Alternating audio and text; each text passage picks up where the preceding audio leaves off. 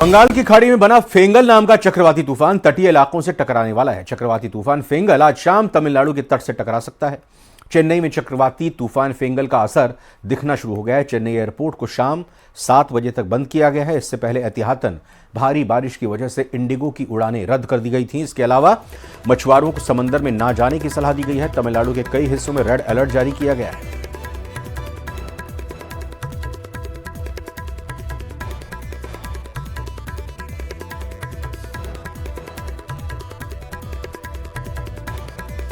आइए अब आपको कुछ अलग अलग तस्वीरें दिखाते हैं इसी खबर से जुड़ी हुई। 3 तस्वीरें आपकी टीवी स्क्रीन पर हैं। किस तरह तूफान के टकराने से पहले ही चेन्नई में फेंगल का असर दिखना शुरू हो गया है। भारी बारिश के बाद चेन्नई के कई इलाकों में पानी भर गया है। मेट्रो सेवा प्रभावित हुई है। इसके अलावा चेन्नई एयरपोर्ट शाम 7 बजे तक के लिए बंद कर दिया गया है। मेट्रो सेवा प्रभावित हुई है। भारी बारिश हुई है और भारी बारिश के चलते जगह जगह सड़कों पर पानी जमा हो गया है। और एयरपोर्ट की बात करें तो एहतियात के तौर पर एयरपोर्ट शाम 7 बजे तक के लिए बंद कर दिया गया है। कोई उड़ानें टेक ऑफ नहीं होंगी, ना ही लैंडिंग होंगी। तो ये 4 तस्वीरें और आई हैं आपके सामने इस वक्त। ये बंगाल की खाड़ी के ऊपर जो चक्रवाती तूफान फेंगल बना है, आज तबाही लाने को वो बेताब है। आशंका है कि इससे तबाही होगी। तैयारी लेकिन एहतियात के तौर पर पहले से ही पूरी कर ली गई है। उत्तरी तमिलनाडु के कई हिस्सों में तेज हवाओं के साथ भारी बारिश हो रही है, जिससे जनजीवन प्रभावित हुआ है।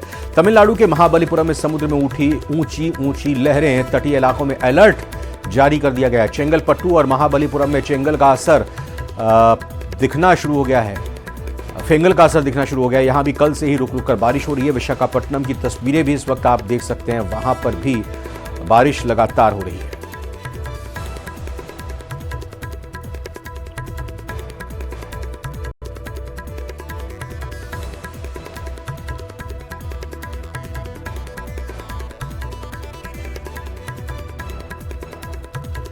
बांग्लादेश से बड़ी खबर है, जहां चिटगांव में संतोषवरी मंदिर पर हमला किया गया है। इस्कॉन सूत्र के मुताबिक जो हवाले से उनकी खबर आ रही है, न सिर्फ चिटगांव में संतोषवरी मंदिर पर हमला किया गया, बल्कि पंथार घाटा में भी हिंदू मंदिर पर हमला किया गया है। इसके अलावा खबर यह भी है कि चिन्मय कृष्ण दास के सचिव की भी गिरफ्तारी की गई है।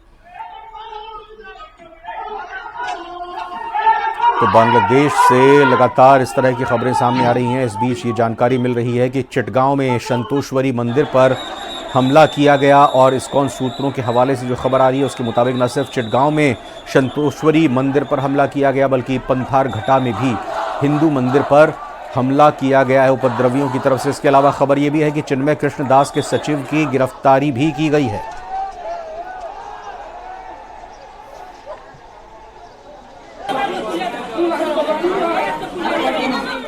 बांग्लादेश पर आरएसएस का बड़ा बयान सामने आया। राष्ट्रीय स्वयंसेवक संघ के सरकार्यवाह दत्तात्रेय होसबोले ने कहा कि बांग्लादेश में हिंदुओं पर हो रहे अत्याचार तत्काल बंद हों। इस्कॉन के सन्यासी चिन्मय कृष्ण दास को अन्यायपूर्ण कारावास से मुक्त करें। केंद्र सरकार से भी प्रयास करने की मांग की गई है। तो जिस तरह से बांग्लादेश में घटनाएं हो रही हैं, हिंदू मंदिरों पर और हिंदुओं पर हमले हो रहे हैं, मंदिरों से जुड़े हुए लोगों पर हमले हो रहे हैं, उसको लेकर आरएसएस के सरकार्यवाह दत्तात्रेय होसबोले ने बयान दिया है। काले रंग की थार से हाईवे पर स्टंट करने का एक वीडियो सोशल मीडिया पर वायरल हो रहा है, जो कि उत्तर प्रदेश के मेरठ का बताया जा रहा है। थार चलाने वाला युवक छत पर मिट्टी लेकर चलता है और इसके बाद सड़क पर धूल ही धूल हो जाती है। देखिए।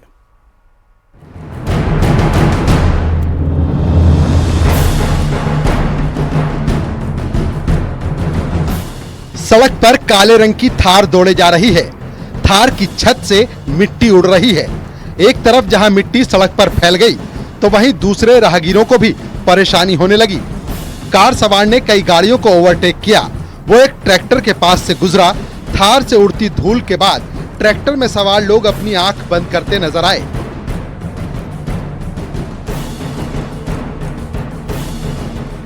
ये बेहद ही खतरनाक हो सकता था। ट्रैक्टर चलाने वाले का संतुलन भी बिगड़ सकता था।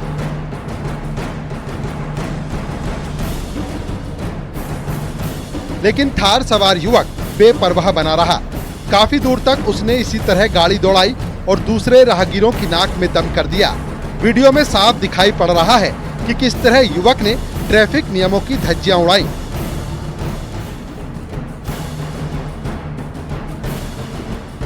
दूसरों की जान को खतरे में डाल दिया। वो तो गनीमत रही कि कोई हादसा नहीं हुआ। रील बनाने के लिए युवक ने ऐसी हरकत की या फिर किसी राहगीर ने वीडियो बनाया, ये साफ नहीं हो पाया है, लेकिन वीडियो सोशल मीडिया पर वायरल हो गया।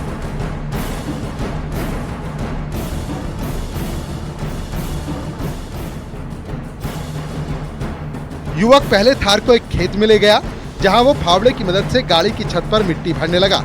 जब मिट्टी का ढेर लग गया तो वो उसे उड़ाने के लिए सड़क पर आ गया। मेरठ पुलिस ने वायरल वीडियो का संज्ञान लिया है। कार के नंबर के आधार पर आरोपी की तलाश की जा रही है। मेरठ से न्यूज़ 18 के लिए निखिल अग्रवाल की रिपोर्ट। रीलबाज हैं कि बाजी नहीं आते। इस बार सोशल मीडिया पर एक ऐसा वीडियो पोस्ट किया गया जिसे देखकर लोग कह रहे हैं हद कर दी आपने। आखिर कब तक होता रहेगा आस्था से खिलवाड़? देखिए ये रिपोर्ट। रील के लिए सब कुछ करेगा, फेमस होने का ये कैसा स्टंट। रील की सनक, लाइक्स का मामला। काल भैरव की प्रतिमा को पिलाई सिगरेट। कब तक आस्था से खिलवाड़? मंदिर दर्शन करने जा रहे हैं या रील बनाने? सनक ऐसी कि वीडियो भी बना रहे हैं। ज्यादा से ज्यादा लाइक्स मिले, ज्यादा से ज्यादा लोग कमेंट करें और वीडियो को शेयर करें। रील की ऐसी ही सनक की ये तस्वीर आई है जबलपुर से। यहाँ तो हद ही कर दी गई। सोशल मीडिया पर फेमस होने के लिए शरारती युवक ने आस्था से ही खिलवाड़ कर दिया। क्या किया ये भी सुनिए। भगवान काल भैरव की प्रतिमा को सिगरेट पिलाई। काल भैरव महाराज की प्रतिमा के मुंह पर सिगरेट रखकर बड़े शान से वीडियो बनाया और ये दावा भी किया कि भगवान काल भैरव की प्रतिमा सिगरेट पी रही है। ये बात यही खत्म नहीं हुई, बकायदा सोशल मीडिया पर वीडियो पोस्ट किया। उसके बाद ये भी कहा कि जो भी भक्त है वो काल भैरव की प्रतिमा को भोग के रूप में सिगरेट चढ़ाएं। इस अपील के साथ ही ये बात भी की गई कि भोग लगाएं और मनचाहा फल पाएं। 36 सेकंड का ये वीडियो है जिसके वायरल होने पर बवाल मचा हुआ है। लोगों का कहना है कि ये तो आस्था से खिलवाड़ है। अब इस वीडियो की भनक पुलिस वालों को लगी है, जिसकी जांच जारी है। बता दें कि ग्वारीघाट इलाके के बादशाह हलवाई मंदिर के पास स्थित श्री प्राचीन काल भैरव सिद्धपीठ का ये वीडियो है। हाँ, एक वीडियो अभी सामने आया है। ग्वारीघाट थाना क्षेत्र का ये मामला है। उसमें एक काल भैरव मूर्ति को किसी आदमी ने उसको सिगरेट पिला रहा है। उस वीडियो को हमने संज्ञान में लेते हुए ग्वारीघाट पुलिस को हमने इन्फॉर्म कर दिया है। ये वीडियो कहाँ का है और कब की वेरीफाई करने के लिए और कौन आदमी के तरफ से ऐसा एक कृत्य किया है पता करने के लिए ये अभी पुलिस टीम उसके लिए जांच कर रही है। उसके तुरंत उसको खिलाफ हमने एक्शन कर लेंगे, तभी हमको सूचना मिलेगा इस व्यक्ति के द्वारा ये वीडियो बनाया था और इस समय पे उन्होंने वीडियो बनाया था। उनको तुरंत इंफॉर्मेशन मिलने के बाद उस व्यक्ति के खिलाफ हम कार्रवाई कर लेंगे। अब लोग सवाल कर रहे हैं कि रील के लिए कुछ भी करेगा या यूं कहें सब कुछ करेगा।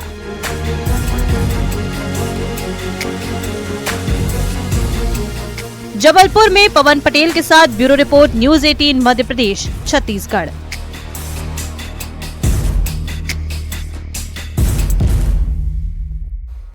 महाराष्ट्र के लातूर में एक तेंदुआ घर में घुस गया। गनीमत रही कि उसने किसी पर हमला नहीं किया। तेंदुआ सीसीटीवी कैमरे में कैद हो गया। वहीं पीलीभीत में बाघ सड़क पर चहलकदमी करता नजर आया।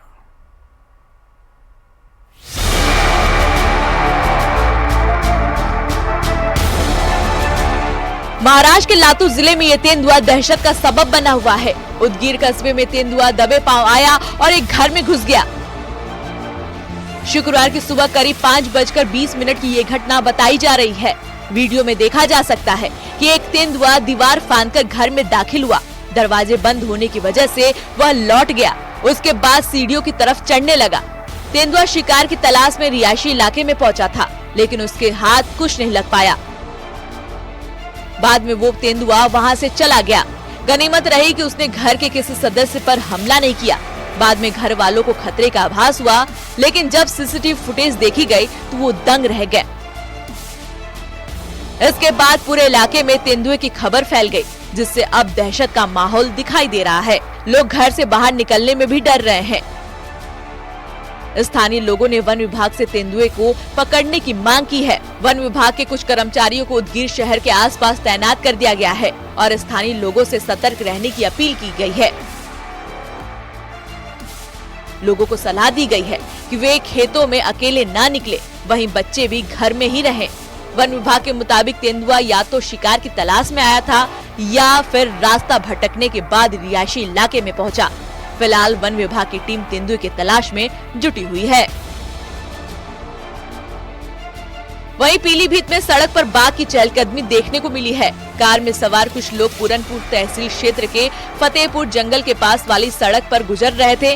गाड़ी की लाइट सड़क पर गई तो दूर से एक बाघ सड़क पर चलता हुआ दिखाई दिया। थोड़ी देर तक बाघ सड़क पर ही घूमता रहा। राहगीरों ने उसका वीडियो बना लिया और कुछ ही देर बाद बाघ जंगल की तरफ चला गया। Bureau report, news 18।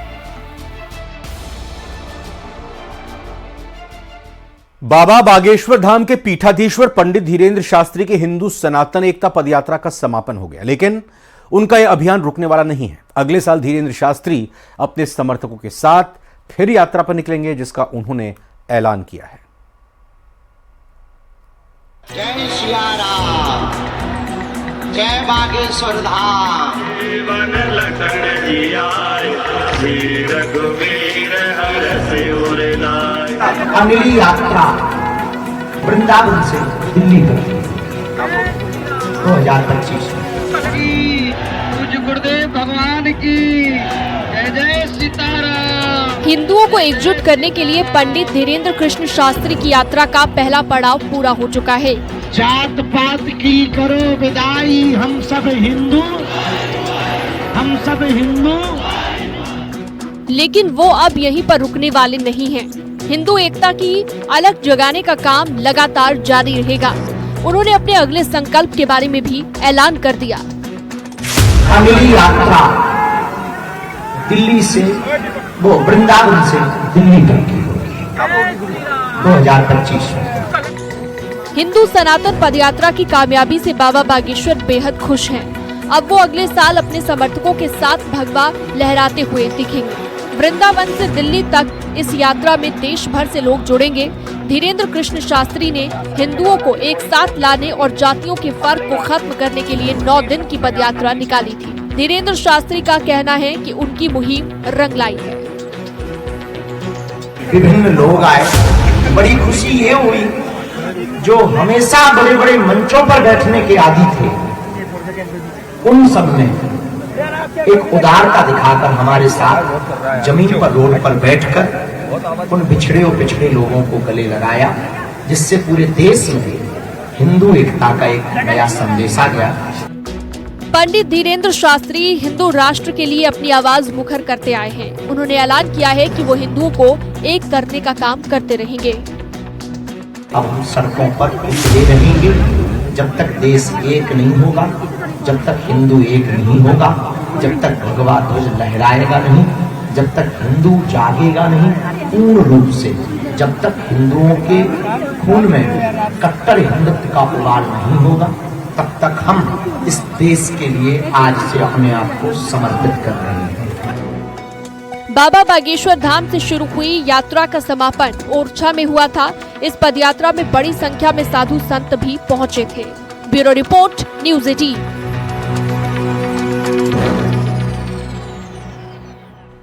संभल में शाही मस्जिद में सर्वे और हिंसा को लेकर मौलाना तौकीर रजा ने भड़काऊ बयान दिया है। तौकीर रजा ने कहा कि सर्वे के बहाने दंगा भड़काया गया। तौकीर रजा का आरोप है कि संभल में हुई पत्थरबाजी सुनियोजित थी।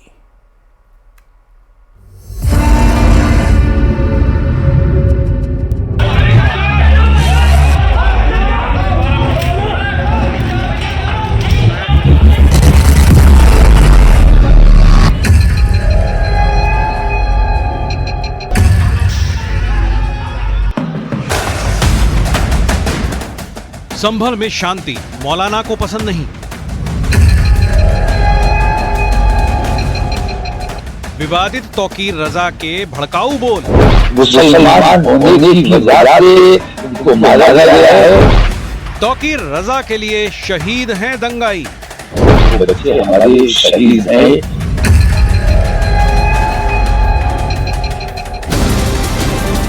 24 नवंबर की हिंसा के बाद संभल में पुलिस और प्रशासन की मेहनत रंग ला रही है। शांति और अमन के माहौल में जुमे की नमाज अदा की गई।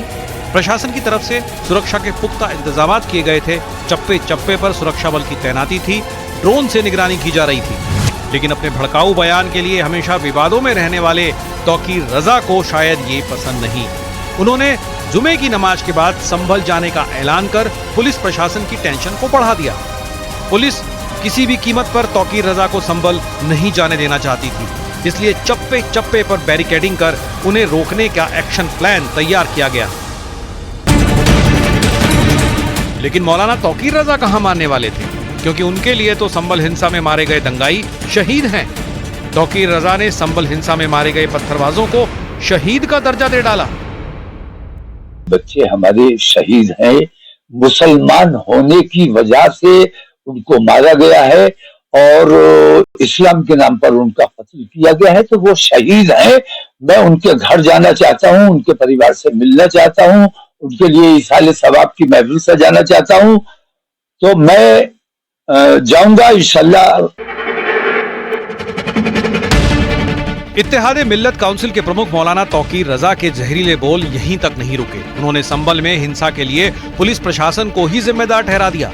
तौकीर रजा के मुताबिक 24 नवंबर को संभल में हुई हिंसा सुनियोजित थी। इसके लिए पुलिस प्रशासन और कोर्ट का वो फैसला जिम्मेदार है जिसके आदेश पर संभल की जामा मस्जिद में सर्वे शुरू हुआ। संभल में दंगा नहीं हुआ है।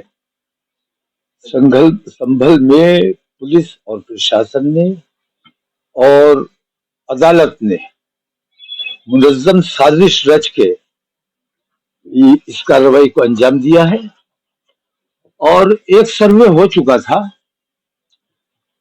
जो अदालत से फैसला आया वो सरासर कानून के खिलाफ था, कानूनी जो प्रक्रिया होती है उसके खिलाफ था। तौकीर रजा ने आरोप लगाया कि देश का माहौल ठीक करने वाले ही माहौल को बिगाड़ने का काम कर रहे हैं। उन्होंने कोर्ट के फैसले पर सवाल खड़े करते हुए कहा कि जब एक सर्वे हो चुका था तो फिर दोबारा सर्वे की क्या जरूरत थी। जो अदालत से फैसला आया वो सरासर कानून के खिलाफ था।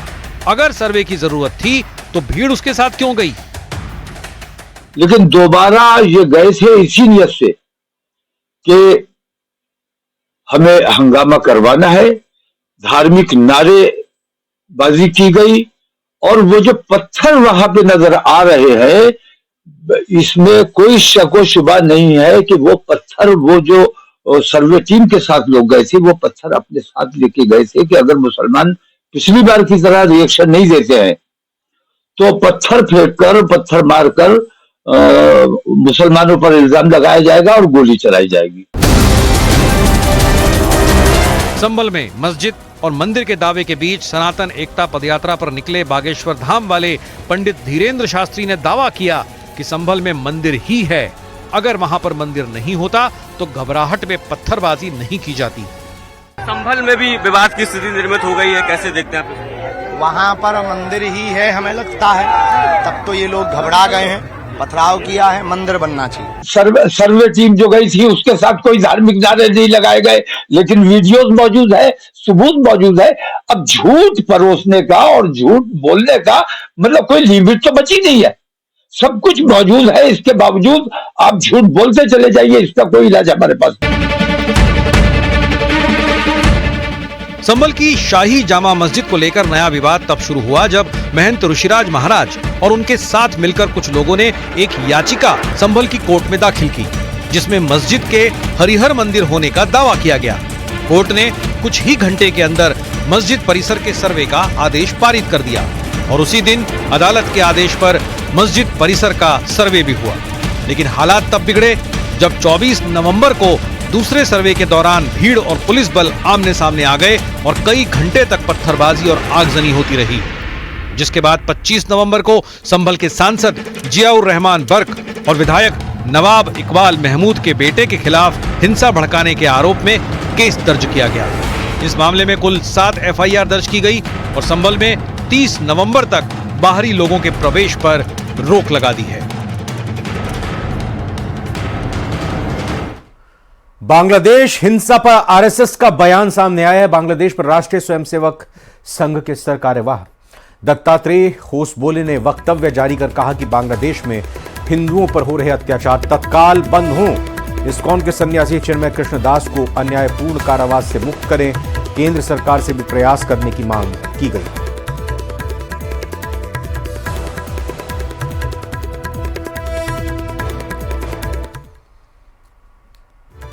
तीन